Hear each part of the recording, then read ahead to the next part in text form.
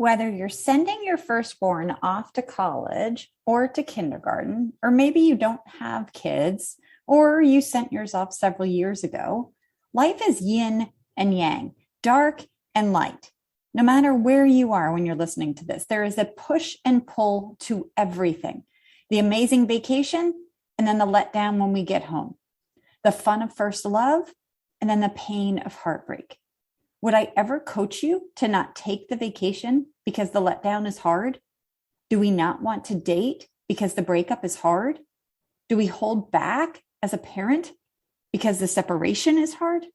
No, I like to arm you with the tools to cope so that you can live with your whole self.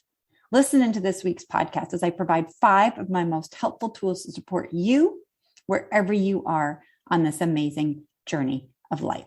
Let's go, warriors.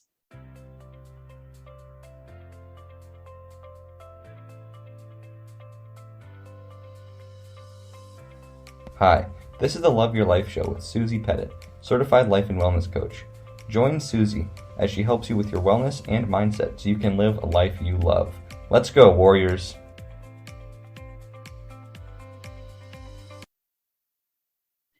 Why, hello, dear warrior. How are you? It is me, Susie Pettit, your certified life and wellness coach. I am amazing. Okay. Does that mean my life is amazing? No, not every moment of every day. No way. Life is light and dark, yin and yang. And that's what this podcast is all about. The two sides of the coin. I've said it before and I'll say it again. I'm pretty sure we are either growing or shrinking. And growing is uncomfortable. It is uncomfortable to our little human brain. Okay. Whether you're feeling that discomfort in sending your bitty one off to kindergarten, or your job is no longer lighting you up, or you're sending your not so bitty one off to university, I want to give you the tools to feel the discomfort of growth. Because while it is uncomfortable, the alternative leads to a life full of regret and that half full life. When we fully love, we open ourselves to loss. There are two sides of the coin. When I chose to remarry after my first marriage and my divorce, oh boy, did I have some fear. To choose to open myself up to pain and loss, or when you're applying for a new job, of having that conversation with your boss or that difficult conversation with your husband, you open yourself up to potential rejection and discomfort. Though the alternative, dear warrior, is staying stuck. Stable misery, or as Jen Sincero calls it, a life full of suckery. That's not the life I want for you warriors. I get on here week after week of the Love Your Life show to encourage you to choose the discomfort, to know nothing is wrong with that. Nothing's gone wrong here, I say. Okay, to step forward instead of back. To live the full scary life versus the half full safe life. The loving and living without holding ourselves back in fear because we think we can't handle the dark. I've got you. We can handle the dark. Today's episode, I go through 5 things that help us as a human wherever we are. Let's go. The first on the list, my dear warrior, to get support. Please, please, please make sure you have support. Surround yourself with people and professionals who are a step ahead of you in life or are in the same stage of life as you and are lifing well, okay, who aren't spending a lot of time complaining or focusing on the negative or in negative thought patterns, okay, who are open and honest about their feelings instead of buffering or distracting themselves from what's going on in their life with alcohol or other life-limiting actions. Get a coach. Join a coaching group. I read once that it's important to seek a social environment where your desired behavior is their normal behavior. I'm constantly on the lookout for that. Okay, look for groups and people where they model healthy processing of emotions and choosing to live that full life. That's their normal. We are greatly influenced by the people around us. Make sure the people around you are living a life you want to be living. Okay? Or at least striving for that life. I also heard that life will be a direct reflection of the expectation of our peer groups. So meaning like if your peer group right now isn't living the life they want, but they're sitting there and they're like, oh yeah, no, happiness and fulfillment is my birthright. It's possible. They have that expectation. Look for those peers, look for those professionals, look for those coaching groups. Okay, during this time, it's important to take responsibility for you and your unique experience and get the support from that, for that. I've heard from many stay-at-home moms who said this period of empty nesting was really hard because their husband wasn't experiencing the loss in the same way as them. Of course not. You spend a good portion of your brain space thinking and managing other people, thinking of others and what they may need. Your husband may have done some of this too, yet traditionally this emotional labor falls on one parent over the other, and you may feel quite alone. Get your support so you don't take your very real feelings out on others or blame your partner for their different experience. That also goes if you aren't having this empty nest thing, but maybe you're having a transition in your job or a transition in your health or a transition. Your partner might be at a different part of his or her journey. And so make sure you're getting the support and surrounding yourself with people who are where you want to be and where you want to be going. Okay, leading me to step number 2. Learn about you. No matter where you are in the stage of your life, it's a great time to pause and check in with yourself. How is this life you're living feeling? What lights you up? What dims you? What dims your light? What do you dread? What do you look forward to? That was a big one to me when I was making some life changes. I found there was a very big part of me that looked forward to my nightly bowl of ice cream. That was like the highlight of my day. Or I hear from others that they look forward to their nightly glass of wine. Okay, while there's nothing wrong with enjoying a treat now and then, if that's the highlight of our days, this is a good area to lean into, this number 2. Not from a mindset of, my God, I'm messed up. No, I'm never going to coach that. But from okay, so that's where I am. That is how I'm living my life. I am totally looking forward to that nightly bowl of ice cream or glass of wine or whatever. Now let me learn a little more about myself. Like a little reintroduction. Remember, you spent a big portion of your life concerned about other people and their needs. And this time, whenever you're listening to this can be about reprioritizing yourself, coming home to you. The more you care for you, the better everything is. Sometimes it takes us till midlife to figure this out. Okay. But the more you put yourself at the top of your list of priorities, the better it is for everyone. Okay. Empty nesting is no different. And in fact, if you're a parent and your kids are still at home, this is something to start now, please. This is some of what I teach in my parenting teens class that is so helpful for parents and makes their transition easier. Healthy parenting is all about stepping back further and further from the center of control in our kids' lives. Okay. When they're infants, we have to be all up in their business about what they're eating and what they're wearing and who they're interacting with, because they can't do any of that on their own. As they age, it's imperative that we step back and release control over these things. The healthier we all will be. Let them make their food choices when they go out with their middle school friends. Have their consequences. What's that? They say their face is breaking out? There's a life lesson. Okay. It's like, I wonder why, sweetheart. Step back. That's what they get to learn. Step back with food choices, with friend choices, with grades. One of the healthiest things moms can do is to have a life, okay? To not be living through our kids' experiences or relying on our kids for entertainment. They get to ameliorate our life, improve, boost it up, but they are not are all-encompassing. Now, if you're thinking, oh my God, I messed up, Susie, they're about to leave for school, and I am totally that over-involved mom. I'm just here to say, no, there is no messing up. It just means that your transition may be a bit more severe or sudden, though no time better than the present to get started on this step. Okay, commit to making some lists, to free writing, setting a timer every day for 2 or 3 minutes, and answer the question, what do you like? Okay, what do you want to feel like in 1, 2, or 3 months? Your identity is changing. How about in 1, 2, or 3 years? This leads me to step number 3, or thing number 3 that's helpful, is to set a specific goal for yourself. As I say on this show, growth is so important. If you're wallowing in the sadness in the past, you're not growing. And if you're not growing, you're shrinking. Growth can happen and needs to happen at any age. This is a great time to mourn what was your child-rearing years while looking at excitement at what can be. Sure, that might come with a bit of like stomach dropping. Holy shit, Susie, what will that be? That's what we do in the midlife membership. And that's what I'm masterful with in one-on-one coaching sessions. I get it. It's this like, oh my God, I've spent so many years thinking of other people. What here will be. But my point here is to let the past be the past. Let it go. Whether it's grieving the time they're in the diapers or grieving the time they were teenagers, like let it go. Grieve, feel the sadness, and then look up. What can you get excited about?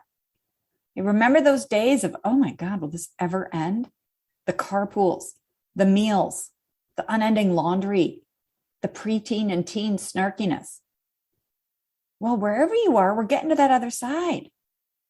Okay. And it's time to turn some of that caring that we've done for others on us.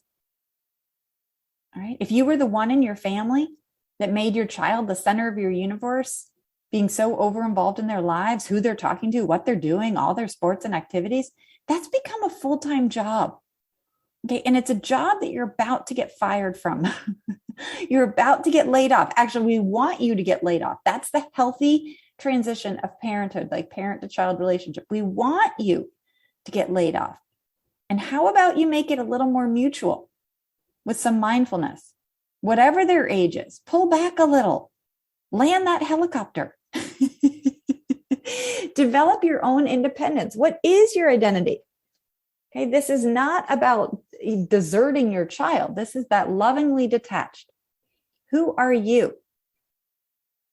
Sometimes when our kids leave, whether for middle school or college or their first job, we learn that we've used the kids to distract us from something. Maybe a disconnected marriage or an unfulfilling job or our health. Or if you don't have kids, maybe you've used your job and poured yourself into your job to distract yourself from these things. Disconnected marriage or your health or your family relationships. The health is a big one, our health and habits. I've done a lot of podcast episodes on the power of small shifts. And this is a great opportunity to choose a goal for you that's a small shift. Maybe your marriage is flat. Set a goal there. Maybe your health is flat. Set a small goal there. Maybe your job is all encompassing or draining. You get it. Set a small goal there. Okay. If you need help with small steps and goal setting, ask in the warrior group. We've got it. All right. It's 3. 2 more quick ones. Pattern interrupt and check yourself. These are especially for you mamas who are in the thick of it.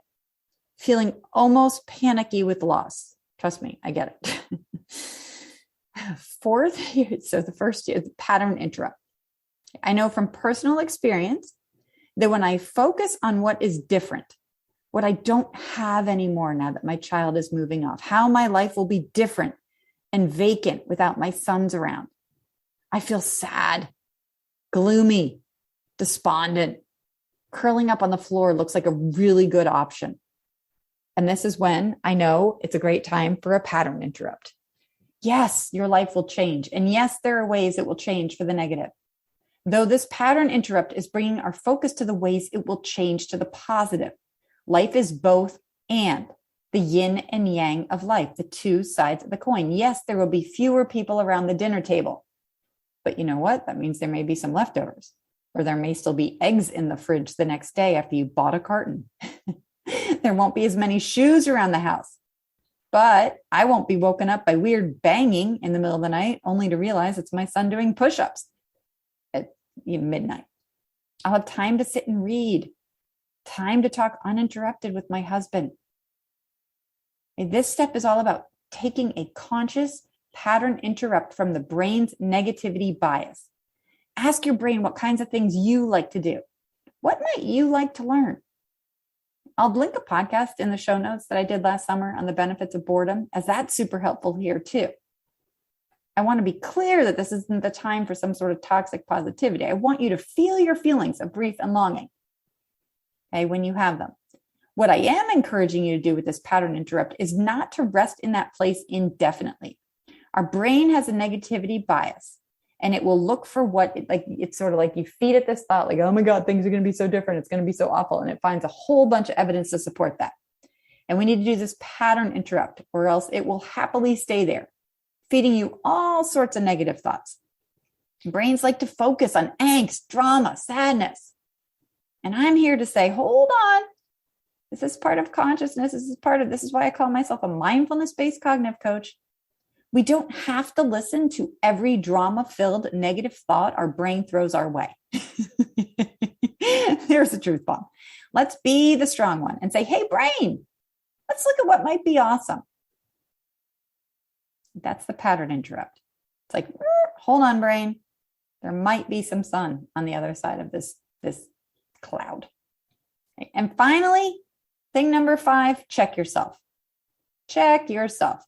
Okay, you might be sending texts or calling your kids, and your kids are probably not going to call you enough, and they're going to forget to check in. Don't give them grief about that. Don't do the little passive-aggressive guilt trip. Well, if you would return my text. No. Okay, first of all, that's what we want. We want them to be moving on. You check in with the warrior woman group or with an older woman to check yourself. Are you texting a reasonable amount? In order for our kids to leave the nest in a healthy way for them, this is about them, we need to make a split between mom and friend initially. Okay, this can feel really hard for the mom who thought she was the friend. Okay, and I'm not saying it won't come back. What I am saying is the better you are about letting her make that distinction now, letting her separate without passive aggressiveness or guilt from you, the stronger and less codependent your future relationship will be. Also, the more confident and less anxious she and he are going to be, your kids are going to be. Okay. When they go away, they shouldn't be turning to you to tell you every minute detail of the day. Okay. We want them to be sharing their life and their experiences with their peers. Yes, this is a loss for us, especially if our life is empty and we aren't filling our life with some of the other 4 things I just mentioned. Okay. This is where a supportive group of other warriors who are going through this, and you can feel the grief with them. You're not alone. Though this is not for your child to fix, and the less your kid knows about your suffering, the better for them. Putting your emotional state on them and sharing your emotional state with them is enmeshment and codependency. Right? Sure, your heart and your head are arguing. Your head is like, hey, this is what we've been working towards. And your heart is like, well, what the heck were we doing that for? This feels awful. I miss them. I get it. Lean on me, lean on your peers, lean on professionals for the support you deserve at this time, while letting your little one use their wings. It's time, Mama. We've got this. Big love to you. And remember all the many resources I have for you. Okay. If you didn't get my free resource, especially that I just made, especially for us empty nesters, get that at smbwell.com/empty. Okay. After that, my first choice for support is the paid midlife monthly warrior membership group. I also help many figure out their next steps and work through specific issues in one-on-one sessions. So check out, I'll put those links in the show notes if my schedule has openings. And of course, this amazing free resource of the podcast. Make sure you've subscribed and left a rating and review so we can help as many women live lives they love. Prioritize listening every week. You might think, that doesn't have anything to do with me. And I promise I'm trying to get in here and give you little tidbits that directly impact you. Ask yourself instead of directing your brain, that doesn't have anything to do with me, direct your brain to say, how does that have something to do with me? How can this help me live a life I love? Susie supports me. I'd love to have that message playing in your head over and over. Big hugs to you, dear warrior. You matter to me.